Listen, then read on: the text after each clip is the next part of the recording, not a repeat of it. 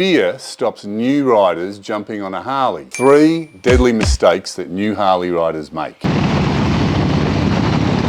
I've made it. A bit sweaty? I have to say. Hi, my name's Eamon. Welcome to the channel. I'm also going to discuss fear because it's fear that stops new riders jumping on a Harley. And fear stops most people doing what they want in all areas of their life. There are a lot of middle-aged guys jumping on board. They're either totally new to motorcycles or just new to Harleys. Now, the middle-aged attraction to Harleys probably happens because of the symbolism of the motorcycle. Motorcycling symbolises freedom, risk-taking, and a whole lot of other masculine traits. Guys who have worked hard their whole life, raised a family, done the right thing, took on responsibility, but perhaps haven't done exactly what they wanted with their life. They want to crack at more risk, more freedom, more of the things that they haven't really done in their life or what they think they've missed out on, so they buy a Harley. 3 of us today are very experienced Harley riders, and one of the gentlemen, Sinard, who's going to be on the video later, is brand new to motorcycles. He's on his second Harley, but he's only done about 2,000 kilometres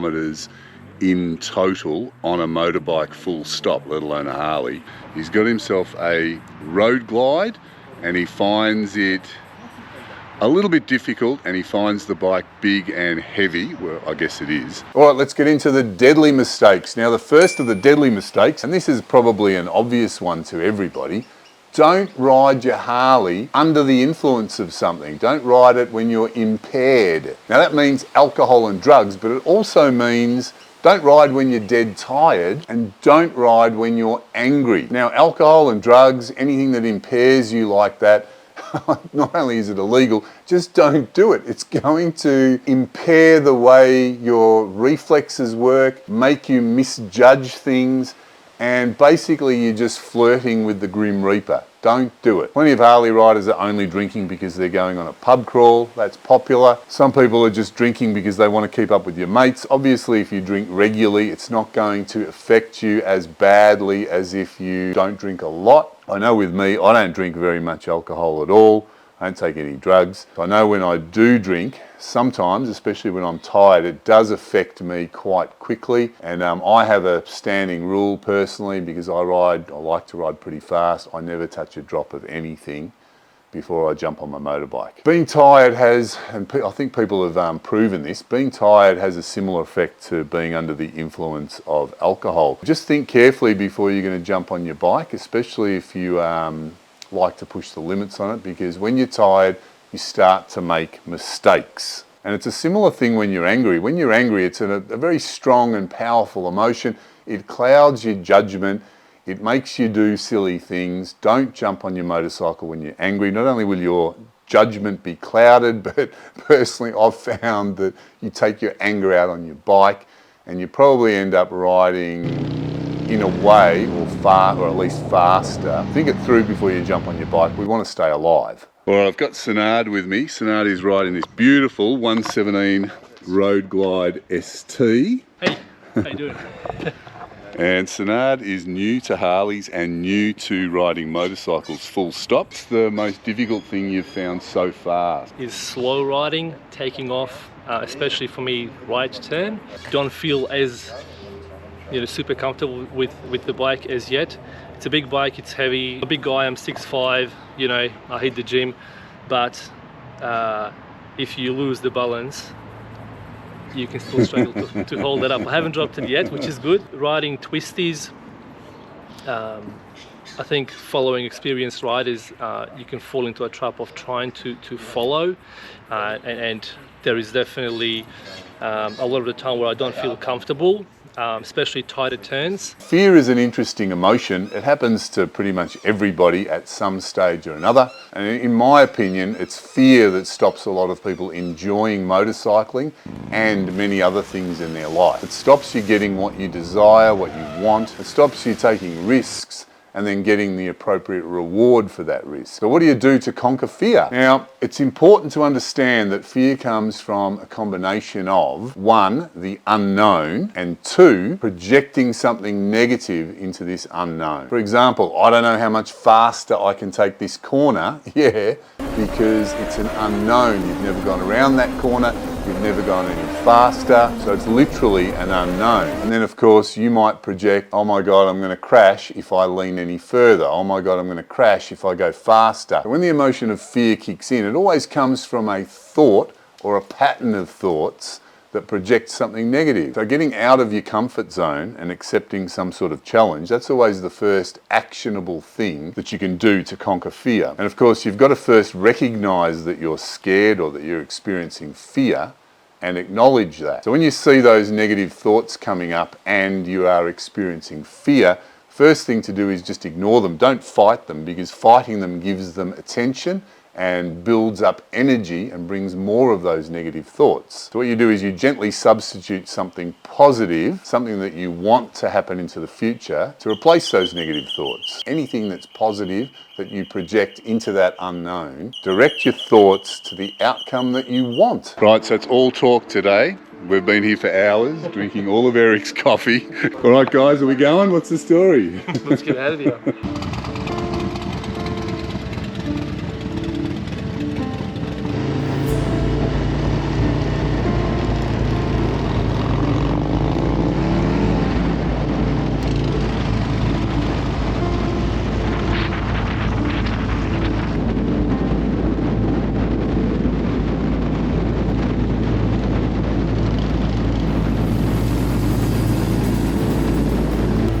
Out in the middle of nowhere, first drama of the day. No, we're not out in the middle of nowhere because two cars just went past. First drama of the day, Eric's bike has just died on him right in the middle of the road, but we've got it going. Let's go.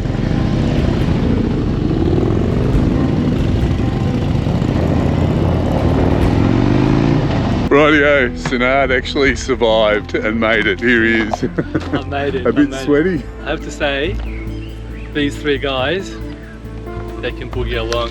Good riders, but you know, I know my limits, so I drop off where I don't feel comfortable and safe. And as you said to me, Eric as well, so is Blake. If you can't keep up, just drop off. So, yeah. But that was good, that was great. All right, check this out, promo time. It's got Old Not Dead. He's got old. He's got Old Not Dead on his helmet. Way to go. That one. And Blake, when you were new to Harleys, what do you think? What was the biggest mistake you made? Just because old farts ride them, don't think that they're slow. you can hoof along, can't you? You gotta really try and keep up with the old farts. Hope he doesn't mean me.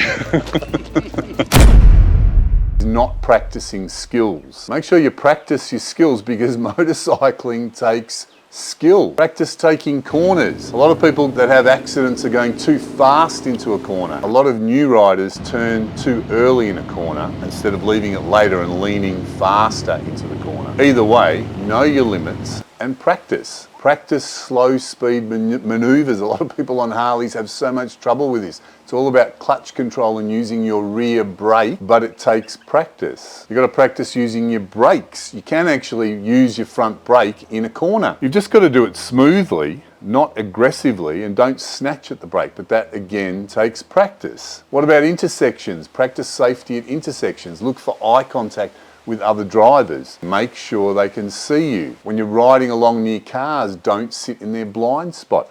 It's obvious, I know, but so many people do it. And if you're new to motorcycling, you really need to be conscious of these things. Overtaking on fast country roads on an underpowered bike. Harleys are really good down low, but once you get over a certain speed, unless you've modified your Harley, they're not that fast. So be careful, I see it all the time. There'll be a new Harley rider on a standard engine bike, and other riders will have modifications. They'll do a particular type of overtaking, and then the new guy doesn't realise that his bike is not that quick, gets himself into all sorts of trouble trying to keep up. So either mod your bike so that you can keep up, or stay within your limits.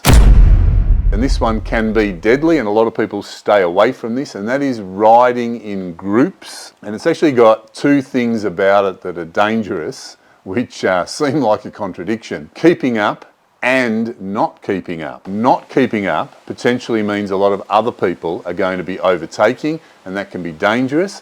But keeping up can also be dangerous because it means you're going to push yourself beyond your limits, and that's where accidents happen. So when you're in a group ride, and I know different groups do things differently, it's often the accepted practice to ride in a staggered formation instead of like a single file or side by side, and this has a lot of benefits. It gives each individual rider a lot more room to maneuver, and it still keeps the group reasonably tight. It only remains a group if everybody keeps up, and I notice on a lot of group rides, the first few bikes or 10 bikes, whatever, will stay in that formation. Then there'll be a slower rider, and it's not like he's hit the traffic lights or anything, but they will just ride slower and not be able to keep up, and then that splits the group. And then the next 10 bikes might be split by another slower rider. In that sort of situation, all that's happening is your group ride is going to be split into smaller groups, so it's not really the same group ride. Often people will start to overtake those slower riders, and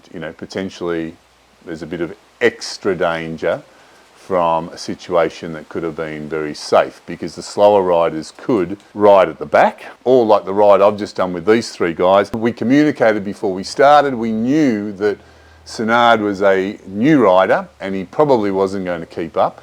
So we would arrange to stop at intersections and wait for him, or we would go through the twisties at our pace, and at the end of that particular stretch of road, we would stop and wait for him. We arranged that beforehand. It's not a problem if you've got a friend that rides slower. And the opposite is also true in these group rides. It's very dangerous if you're trying to keep up but you don't have the ability to do that. Like, you've got to swallow your ego and accept the fact that there's always someone who's a faster rider, and there's always somebody who can ride better than you, and you might even just be having a bad day.